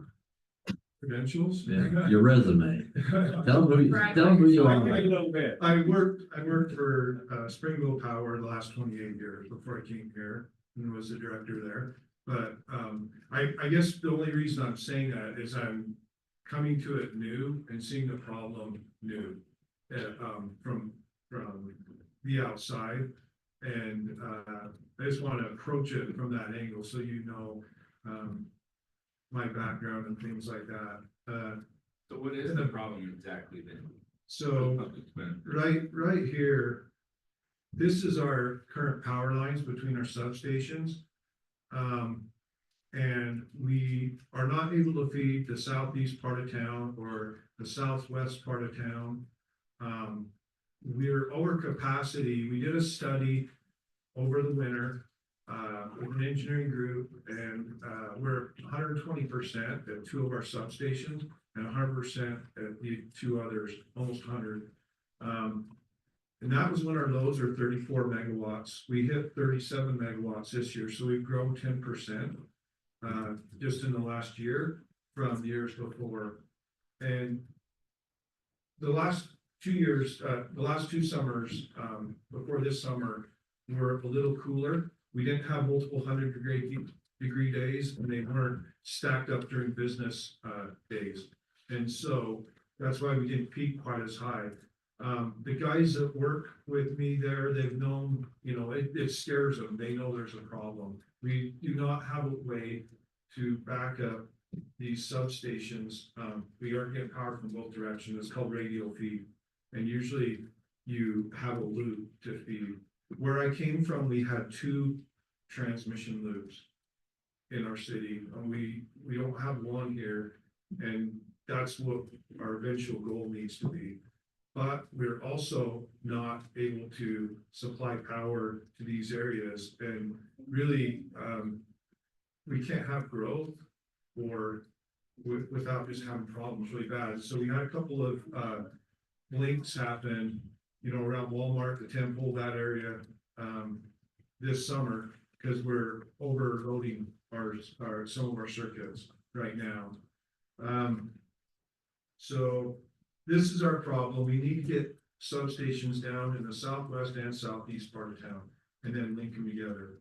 Our current constraints, we have 2.2 million impact fees, 2.9 in our reserves, so about $5.1 million. When we look at all the things we need to do within the next 2 years to give you reliability, we need to spend about 13.5 million. All of you probably know equipment for power companies has doubled just in the last couple of years. It was interesting, just in like 2019, 2020, our substation circuit breakers are about $48,000. We price them right now, they're about 112. So everything that's copper, steel, or related to electrical infrastructure is very high. And we keep putting more loads on and we keep buying Teslas. We keep buying more computers. Everything we're doing is growing this issue with our lifestyles. We presented to the councils 6 different routes. A few of them have been taken out because they're just not at all feasible because of other utilities and other companies. We looked along the canal. There's a whole bunch of companies and agencies that are involved on it. The Bureau of Reclamation, we have to go to Congress to get things done on that canal. We right now are in an organization called SUVPS, which is Southern Utah Valley Power Systems, which is the 5 cities in the southern part of this valley. And we're trying to get the easements given to us, and it's taken 3 years in Congress so far to try and get these easements. And this war has been going on about 25 years. And that's just one of the entities we'd have to deal with going on the canal. And also we even looked at going down Main Street, past high school and up around down the middle and on the sides. But we have Central Utah Water Project, gas lines, a whole bunch of utilities. And so it's kind of a hard thing as you grow your city. I mean, you come here and it's probably rural some years ago and it's just changing. And it's a hard thing to deal with. But the 3 routes down Highway 180 or 198, we're looking at about 3.4 million and 33 homes are affected. The other 2 routes are a lot more expensive and there's more homes affected. And the other 3 routes we explored had more homes affected, except for one of the ideas, which was going down the middle of Main Street, but then we'd have a hard time with that because of all the islands built and also all the utilities in the road. One of the other things also is the more corners. Every corner is about $250,000 every 90, and so reducing those helps us a lot as well. That's just something else to keep in mind. And then these substations, you've probably seen around. There's somewhere by the baseball fields. There's one out in the industrial area. They usually have a nice cement wall around them.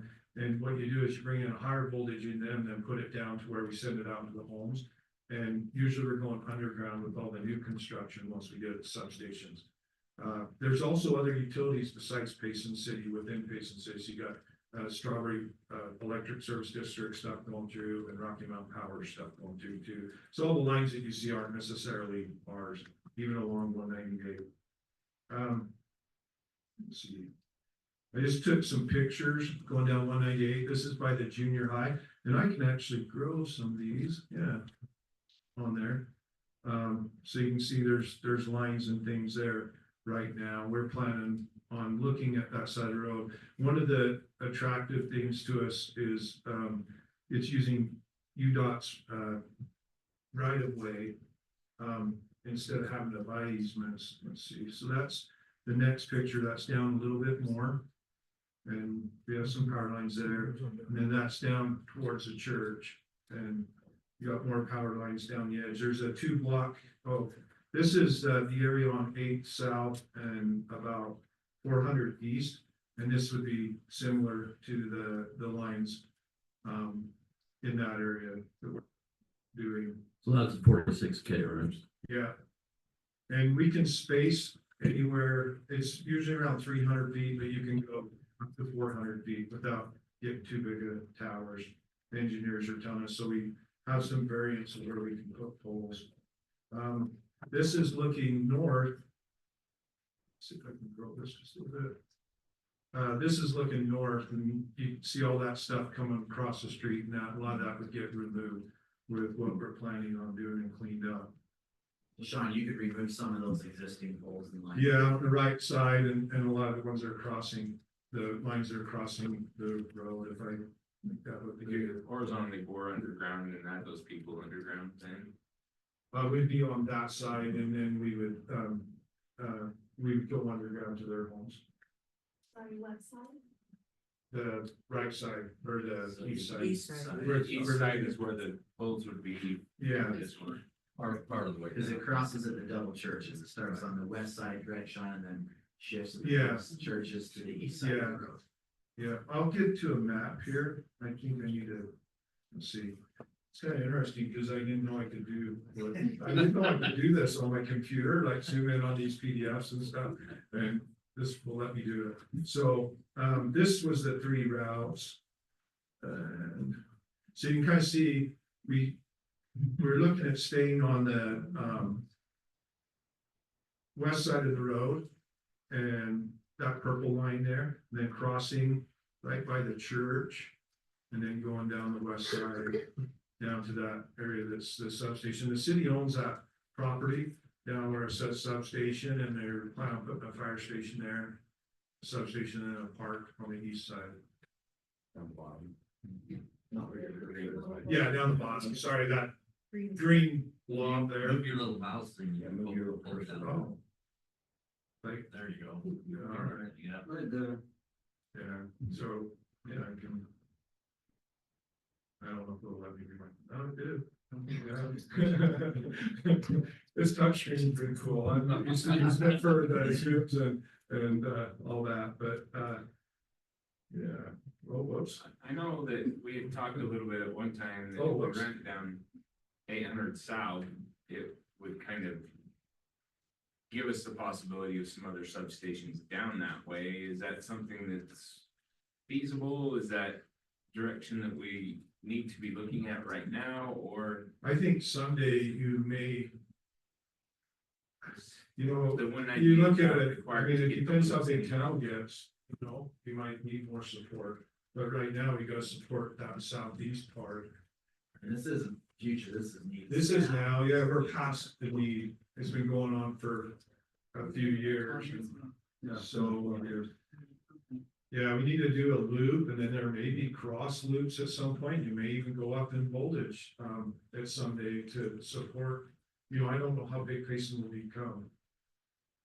That's the real thing that drives all this, I mean, you look at some of these towns have grown so much in the last few years, and they're just trying to support their power use. In other words, we shouldn't be growing at all right now. If Right. we should stop. We won't, but We can. Yeah. I think we could. Yeah, I mean, water, I mean, electricity, at least we get to import it from somewhere, so we own a lot of power plants, some pieces of power plants. They're bringing in the power, but we gotta have a way to distribute it, to the customer, and that's the problem that we're having both problems, because maybe a couple years ago, it was kind of like an energy crisis with what was going on in Ukraine and all that. And so that disrupts your power supply, but you own your own power company, and trying to create stability by doing some of this both electrically and financially with different resources and things, and to get you power. But that's what makes it a little complicated is it's hard to control the price of what's coming in. And water, it's like you're due to the weather, but it's kind of a similar thing, you know, when trying to get your water around or sewer. This just shows all the places. We just put poles 300 feet apart. There's 50 of them, but there's actual poles on 800 South now. So there's about 14 of them that probably shouldn't be on that count towards the 50. This is existing poles, all the little white ones right now. And the ones that are SESDs, we wouldn't fail to remove that are on the west side of the road. You That are can't on use the existing southwest poles? side. Sorry, You can't use existing poles? no, we can use another utilities poles. Why is that? They won't let us. Have you asked them? Yes, we've been in a lawsuit with them for a lot of years and finally got done with that lawsuit. On Goose Nest Drive was one we I'm fought. about ready to go to tango with them myself, so. Hopefully you become a Payson customer. If you, are you an I'm SESD already a customer? Payson customer. I've got Are an you? empty pole in my yard that was supposed to be out in 2006. Oh, Uh, is it one of the ones that we would remove? It's SESD. Well, it's right on 198. corner Yeah, of I just 198 wonder and what 15 side south. you belong. Stay there until they do their. So I was gonna get up before then if I have something to say about it. You certainly can't. I'm gonna have something to say about it, but I'm confused about when you're gonna, what you're talking about crossing over at the church on 198. Okay, let me see Are there if I poles? can There's- show you a map You're gonna here. go right through the SES power lines down there at 1550, that go right over the houses over there. Yeah, we'll have to intersect with that pole that comes right there across the road on that. Well, that's, So will even be a bigger pole. it'll be a bigger problem. Taller. Yeah, bigger. On the east side. I'm not for that. You have the other side of the road. Still not for it. You say you're only concerned about 33 homes along there. I assume those are the ones between 1400 and maybe a little beyond the, south of 1550. Sir, We just counted them all. Could we, are you to a point where you can come up and say his piece? Or do you want? Not, if you want to talk He needs about, to leave. I got a little bit more. Let him get done and I'd certainly like him to come up. Reason I'm speaking now is I've got to leave. Oh, But and I'm sorry to be so disruptive, but no, you're fine. it's something that started in 2010 and it affects more than just those homes along that street. If you want to start looking into property values and mortgage loans and this type of thing, it affects everybody all the way down to 930. And that whole group of houses in there, it's just not us along that highway, so. And I appreciate you letting me yell and. You bet. I would love to see those stats, because when I bought my home and refinanced it 3 times, and I am like 80 feet from a set of lines that SESD owns that runs through. And it's never come up prior to this, and I don't, maybe I missed the spot, maybe my house isn't worth what it should be, and that's because of these lines, but they've never once come back and said, this is why, but. So power lines would be a subjective marketability problem, but as far as putting a number on it, if it detracts value, you can't. Just Because to it look at bothers some people. and it valuation doesn't. analysis. Yes, that's not. Marketability, absolutely, but not enough. Appreciate you being here. Thank you, sir. Thank you. So I was just gonna talk about problems of going underground, and I just go through this really fast with you. This is up at Teton Village. You have to bury conduits in cement and reinforce them if you want to do underground. It's about 6.1 times the cost of overhead roughly right now. And there's really big towers that have to go for the in and outs for vaults. And then you have vault work, which is different certifications and things, different to work on. So the cost is just really prohibitive, but that's what, you get in the big cities is underground. And that's the end. So if, I don't know if there's any other questions or, but do you want to? And let's invite people to come up. You want to talk there or you want to talk up here? And- I gotta come up. I don't mind talking here. You gotta come use the mic and they're recording everything. Yeah, I think what we'd like to have is if you have any suggestions, one is we've looked at all the alternatives. And this one is a lot cheaper than any of the others and affects less homes.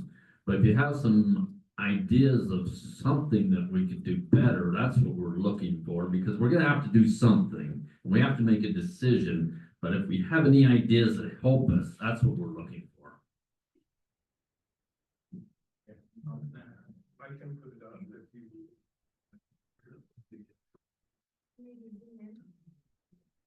Let's see which is the cleanest one, so that one will probably, so where do you want me to zoom in at? Down by where the proposed substation is. That's better. Okay, and that's false, like where that. Yeah. It's more towards the highway, just so you know, and it hopefully it'll have less. The renderings for the thing, it's actually back here. Yeah, The green substation's not the right spot there. right, it's to the left against the highway. It's Mouse where it will be. It'll be a Fire station there as Fire well. station will be right. So the fire station's on the corner, we're supposed to be right, gosh. Well, that changes. Yeah. Did that put it, Where puts the substation? I don't know if I can point to it from. Walk up there, you can, Yeah. right there. Oh. Sorry, everyone. All right, so can you see the little hand? Yeah. Right in this area right there. My name's Tom Armitage, bought a house here 20 years ago, been living here 17, up on 1352 South, 300 West. I understand the need for this. I've been senior management on big companies back east for years.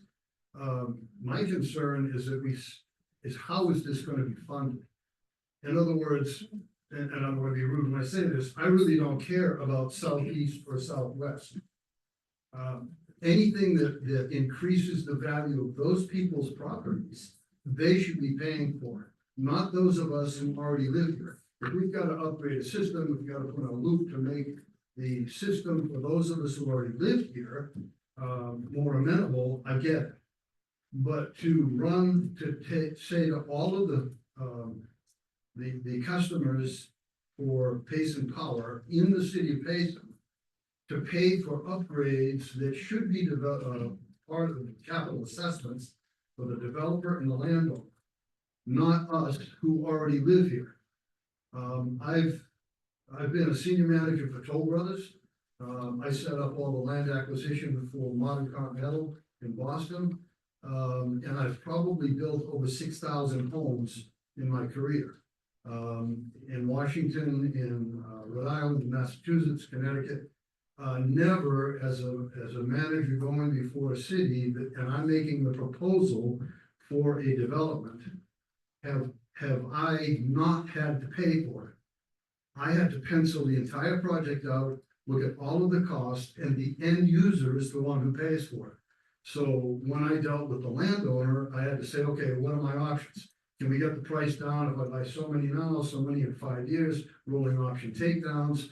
That was my job with the landowner and then putting all my hard costs in, looking at the bottom line, looking at the total number of houses being built, and the homeowner paid for the upgrade. So my only concern is I get the need for this because I'm building houses where I have to put in 400 amp services because the people want 3 quick chargers for their electric cars. Well, the rest of the ratepayers shouldn't have to pay for that. If we need that much more power, it should be, and so that's why I'm saying southeast, southwest through the development. That cost should be incurred by the developer, by the landowner, and if they can't come to an agreement, okay, I get it. The project doesn't pencil out, I don't build it. That's my only concern. I get what you need. We see it, I see it all the time. Building high-end homes. It's getting out of control and literally, I've probably done the last 5 homes up in Travis Mountain, up in that area. I had to put in 400 amp services. A quick charge for an electric car can take 50 amps. And people want 1 outside and 2 inside so they can do all these charging. Well, you know, and I'm sure you're well aware of that. So anyway, that's all I have. That's my main concern. I absolutely agree. We should have a Tesla tax. Thank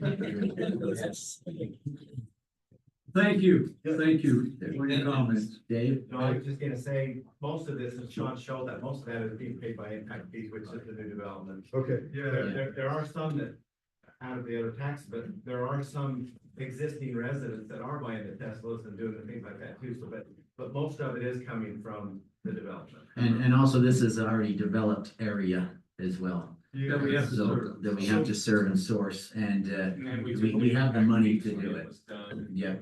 This line, I believe, was part of the donation for the substation when these developments went in as well. If we go another route, Offset part of the cost of that, and so we've been trying to accumulate it over time, it's just, we're backed into a corner now, it's time for the. One thing too, they did up the impact fees, they went over double, so a 200 amp service went, I think it was $4,600 or $4,700, where it used to be a 2,000 last year. So they responded to try to make the new homes pay for the new stuff.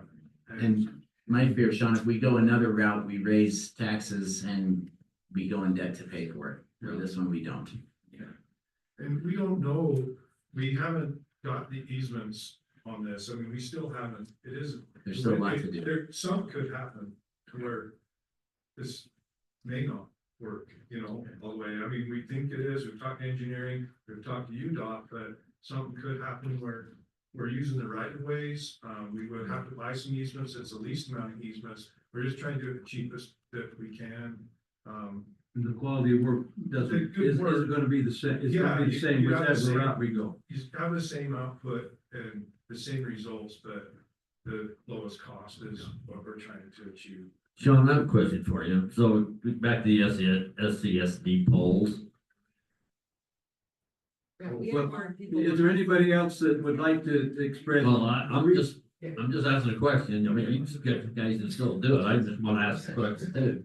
Realizing that this is not a public hearing, so we gotta be a little bit cognizant of that, but certainly wanna get your comments. I'm thinking the SCSD polls, because the more polls we can get out of there.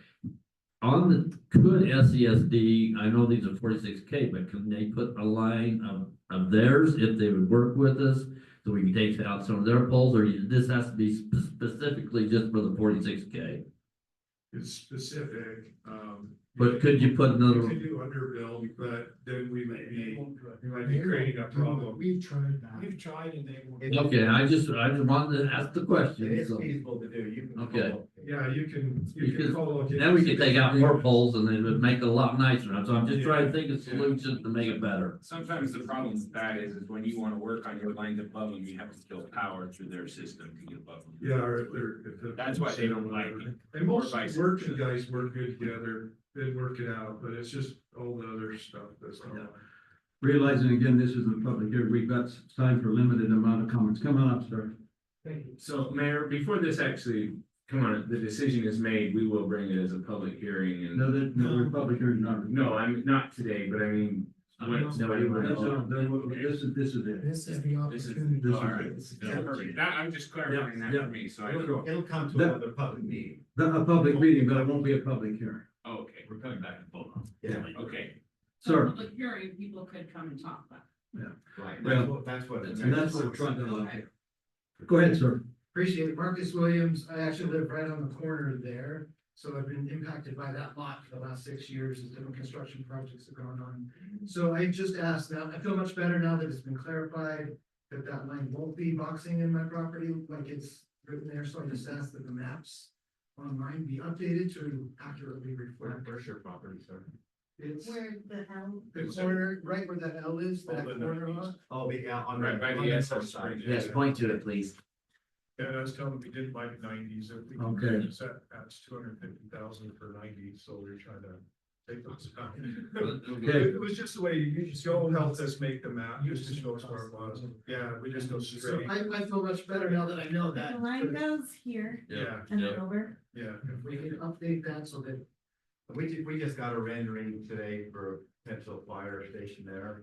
And so they kind of located where that's gonna be. And so, yeah, it is on the south end. Let's go ahead. I mean, we just got it today. We were gonna do it at a work session or at a council meeting, but some of that stuff. So if we put that fire station in, we're finally gonna put a stoplight right there. Yep, absolutely. Okay, thank you. That's. Thank you for your comments. Another, sir.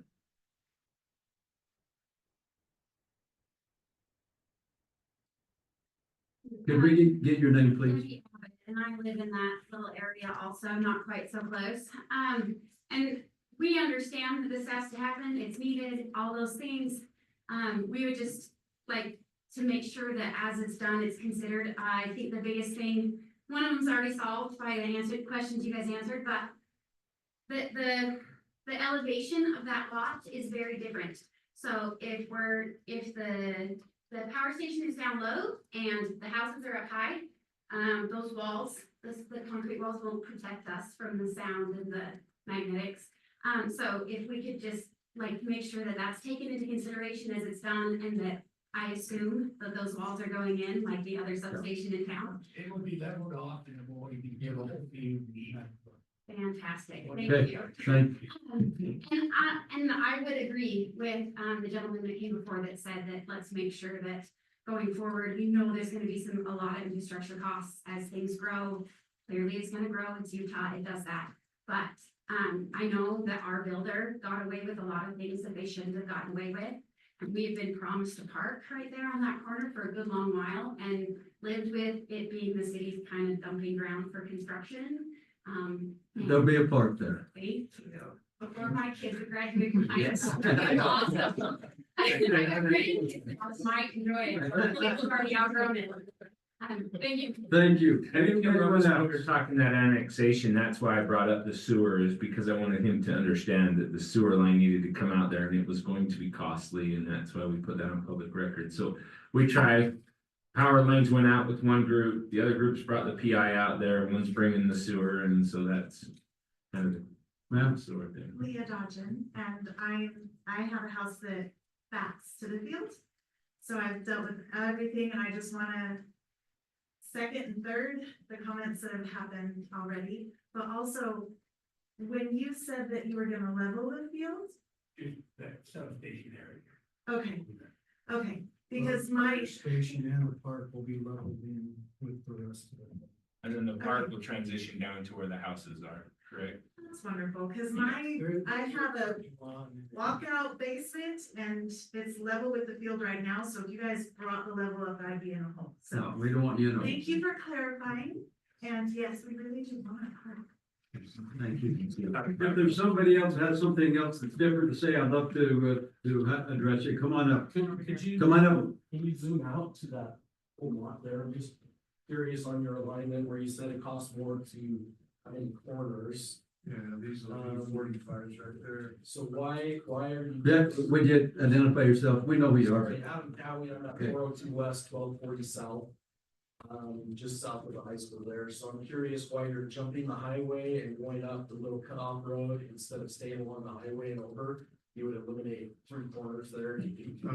We have power lines already along 8 South to that corner, so really we'll be coming off of that down. And so it helps us deal with, and it's undeveloped, so we can buy easement from this owner, easier, and then it jumps across by the church, because that creates less homes, and we have to be on that side anyway. And it's a bigger property owner. And so that's why we jumped across on that side. But we're trying to stay where there's less development when we just looked at the whole thing, but really we have to come out on this side down here anyway. So that's the reason we jumped across. But it's at 45s also, which require a less strong pole. And they'll be engineered towers, but that one there in the top corner by 800 South, that'll probably be a pretty big pole in that corner to help that transition happen in directions. On 800 South in that little. Yeah, that corner. Yeah, that corner there will be a big pole, like a big tower. Again, if, go ahead, is it different information? Wonderful. You bet, you bet. Certainly don't want to cut you off, but we need to. I'll be really quick. I just want to bring it to your attention that, Eric Dodgen. That corridor right there where that field is at, there's very little trees. And so there, you're gonna have some very strong winds in that area. It gets pretty bad, and we had that derecho a little while back, and that was where it got hit the worst. We've even seen some small tornadoes in that region right there. So just kind of bring it to your attention that when you put in the park, you may want to think about planting some tall growing trees. Keep in touch with us, would you? Keep in touch with us as that proceeds. Okay. We know who you are, but Tell us who it is. See, my name is Mark D. Hart, the job is Sod Farm. And you're welcome to put the power line through it, but it would have to be buried. That's, just one comment, and I will guarantee that U5 and U4 are not gonna like it at all. The capacity is there now to handle the growth, whatever needs to happen. But it might be that everyone needs to step back, take a deep breath, and go play in the same sand pile as SESD. Money has been spent by the SESD customers getting lines through that area. Personally, I don't think the city needs to spend more money to duplicate a system. I know egos are, I think, a big part of what has happened over the last 25 years. And I think the first lawsuit was 40 years ago, 40 plus. But that's all I've got to say. Just Thank you, Mark. Okay, ladies and gentlemen, this was not an issue that we were going to vote on tonight. This was designed as a work session to vet this, and so I think we've had a good conversation. Is there anything else we need to do here? Okay, wonderful. Council, any other? I just want to thank you for coming and thank Ann for suggesting this is how we do this. I think it's been great to be able to bring you in here, tell you what we're trying to do and why we're trying to do it and reasons for it. So thank you. Thank you. Do you have something? I want to make sure that I understand this correctly.